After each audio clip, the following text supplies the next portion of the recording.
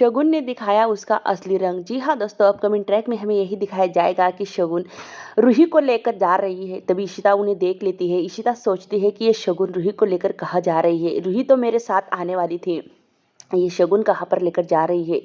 इशिता रूही और शगुन का पीछा करती है, देखती है कि ये दोनों कहाँ पर जा रही है और आखिर शगुन इसे कहाँ पर लेकर जा रही है। क्योंकि अब शगुन पूरी तरह से बदल चुकी है, जैसे पहले शगुन थी वैसे ही हो चुकी है। यहाँ पर शगुन किसी और से नहीं, मलकम निधि से मिलवाने रूही को लाती है और इससे कहती है कि तुम जाओ, मुझे कुछ काम है, मैं थोड़ी देर में आती हूँ। रूही यहाँ पर जैसे ही निधि दरवाज़ा खोलती है, रूही को देखकर वो शॉक हो जाती है और कहती है कि तुम इतने दिनों बाद मेरी याद कैसे आई तुम्हें। यहाँ पर रूही चुपचाप खड़ी होती है और निधि कहती है कि क्या बात है, आज तो तुम मुझे खुद ही मिलने आ गई है क्या, यहाँ पर आओ अंदर, क्या कहना चाहती हो अंदर आकर कहो। यहाँ पर रूही कहती है कि आपसे कुछ काम था मुझे और एक हेल्प चाहिए। तभी यहाँ पर निधि कहती है कि कौन सा काम था, मैं मुझसे जो तुम मुझसे अकेली मिलने आ गई और तुम्हारी इतनी हिम्मत कि तुम मुझे अकेली मिलने आई हो, इसी दिन का तो मैं कब से इंतज़ार कर रही थी।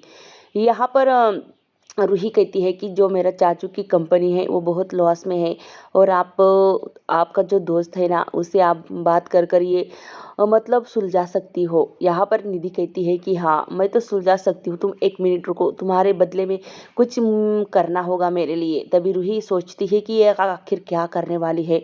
जैसे ही यहाँ पर निधि कहती है कि रूही, रूहान, तभी यहाँ पर रूही की रूह कांप उठी है, क्योंकि रूहान के नाम सुनते ही रूही देखती है कि इसके पास तो हंटर है, यह हंटर लेकर आई है। यहाँ पर निधि कहती है कि तुम्हें क्या लगा कि मैं तुम्हारी मदद करूंगी, तुमने मुझे छोड़कर अपने माँ बाप को चुना, 7 साल मैंने तुम्हें पाला पोसा, इतना बड़ा नाम दिया और फिर भी तुमने मुझे धोखा दिया। यहाँ पर रूही काफ़ी डर जाती है और वह घबरा के मारे यहाँ पर एक खड़ी होती है और कहती है कि नहीं मैम, ऐसा मत करो। तभी निधि कहती है कि इसी मौके का तो मैं इंतज़ार कर रही थी कितने दिनों से, कि तुम मेरे हाथ कब लगोगी और मैं कब अपनी भड़ास निकालूंगी। तुमने तो मुझे धोखा दे ही दिया है ना। तुम अब इसी माँ की तरफ इसी माँ की साइड में हो चुकी हो। अब इसी माँ की माला रात दिन जपती रहती हो। वो इतना मारती है न रूही को हंटर से, रूही चिल्लाती जाती है पर वो रुकने का नाम ही नहीं लेती। यहाँ पर रूही काफ़ी रिक्वेस्ट करती है कि नहीं मैम, आप ऐसा नहीं कर सकती, मुझे नहीं मार सकती। यहाँ पर रूही को जैसे ही इशिता पकड़ती है और देखती है रूही, रूही कहती है कि इशी माँ आप यहाँ पर, इशी माँ इसने मुझे बहुत मारा। तभी इशिता कहती है कि उठो बेटा, तुम्हें ऐसे हारना नहीं चाहिए और मैं तुम्हारी मदद नहीं करूँगी, क्योंकि तुम्हें तो अपनी मदद खुद ही करनी होगी, क्योंकि तुम कमज़ोर नहीं पड़ सकती, तुम इशी माँ की बेटी हो। तभी यहाँ पर इशिता गुस्से भरी नज़रों से निधि की तरफ देखती है और कहती है रूही से कि रूही, आज तुम्हें हारना नहीं है, बल्कि तुम्हें एक मतलब ये समाज की जो औरतें होती है ना, वो अपने आप को कमज़ोर समझती है और सामने वाला अपने आप को मजबूत, इसी वजह से हम कमज़ोर पड़ जाते हैं। ना ही तुम्हें तुम्हारा भाई, ना ही तुम्हारा बाप, कोई भी नहीं बचाने आएगा। मतलब तुम्हें अपनी खुद की ढाल खुद ही बननी होगी और ऐसे इंसानों से खुद ही लड़ना होगा। तुम अत्याचार सहती हो, इससे बड़ी गुनहगार तुम हो।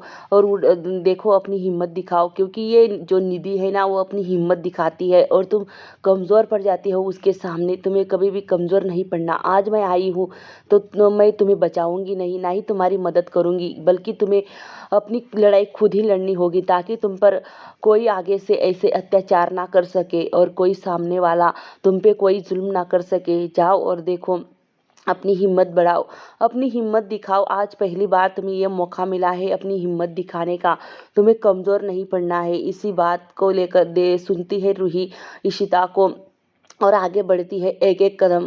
यहाँ पर निधि को यही लगता है कि ये रूही मेरा क्या ही कर लेगी। रूही उससे हंटर छीनती है और ये हर एक बदला लेती है, वो हर एक पल का, वो हर एक सेकंड का, जो 7 साल से निधि उस पर अत्याचार करती आई है।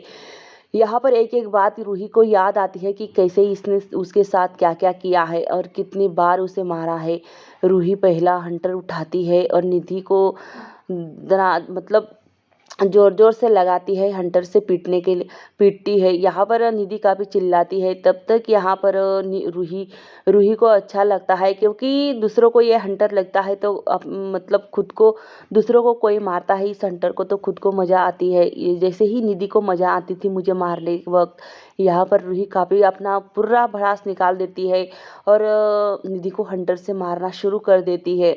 क्योंकि अब इशिता उसके साथ है, क्योंकि उसकी हिम्मत अब बढ़ चुकी है, क्योंकि इशिता यही सिखाना चाहती है रूही को कि किसी के सामने कमज़ोर ना पड़े, मतलब बड़ों का आदर करना चाहिए, मतलब वो बड़ों ही अपने लिहाज छोड़ दे तो उसको उसकी औकात दिखानी चाहिए।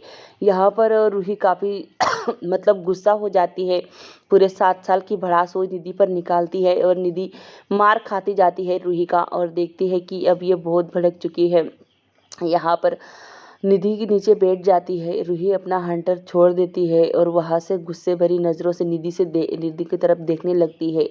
इशिता उसे पकड़ती है रूही को और कहती है कि चलो बेटा, अब इसका खेल खत्म हो गया है, अब ये कभी भी तुम पे ऐसा हाथ नहीं उठा सकती और एक बार ज़रूर सोचेगी कि सामने वाला भी मजबूत है।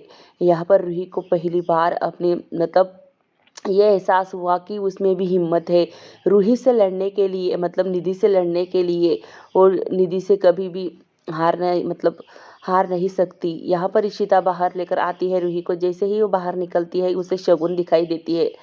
यहाँ पर शगुन कहती है कि इशिता तुम यहाँ पर क्या कर रही हो। इशिता कहती है कि शट अप, मैं यहाँ पर क्या कर रही हूँ, मेरी बेटी को लेने आया। तुम्हें किसने कहा था कि रूही को यहाँ पर लेकर आओ।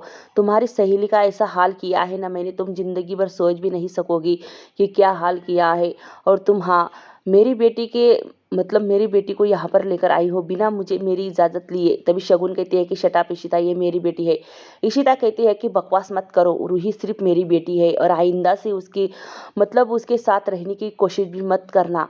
तुम्हारी सहेली का जो हाल किया है ना वो तुम्हारा भी करूँगी मैं, तुम भूलना मत। यहाँ पर इशिता इसको चेतावनी देती है और कहती है कि मेरी बेटी से दूर ही रहना तुम, नहीं तो तुम्हारे लिए अच्छा नहीं होगा।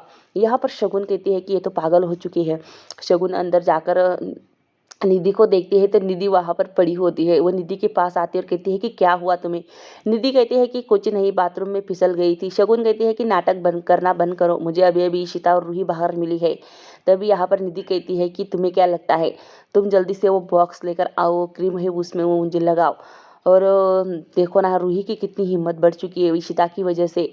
यहाँ पर इशिता जान चुकी है कि निधि और शगुन एक हो चुके हैं, और यहाँ पर अब शगुन इशिता से बदला लेने के लिए निधि का साथ दे रही है।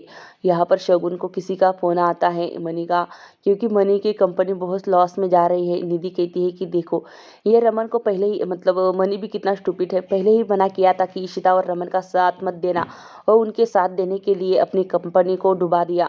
यहाँ पर निधि कहती है कि तुम्हें पता है, मैं तुम्हें एक प्लान बताऊंगी, वो प्लान तुम सुनना और वैसे ही करना, जैसे जैसे मैं कहूँगी वैसे ही वैसे करते जाना। अब शगुन और निधि, निधि क्या कम थी इशिता की जीवन में तूफान मचाने के लिए, अब शगुन भी आ गई है। शगुन ने भी अब पहले से ज़्यादा अब शगुन भी इशिता से बहुत नफरत करती है। रमन को जैसे ही पता चलता है कि निधि ने रूही के साथ क्या किया, रमन बहुत ज़्यादा गुस्सा हो जाता है और कहता है कि उसकी हिम्मत कैसे हुई मेरी बेटी पे हाथ उठाने की, मैं अभी जा रहा हूँ। बल्कि यहाँ पर इशिता कहती है कि रमन तुम जाओ और रूही को मतलब प्यार दो, उससे कह लो, कहो वो उसका मन हल्का होगा। तभी यहाँ पर इशिता और रमन देखते हैं कि यहाँ पर पीहू उसे मलहम लगा रही है। इशिता काफ़ी खुश हो जाती है, देख कहती है कि देखो हमारे दोनों बेटियों में कितना प्यार है।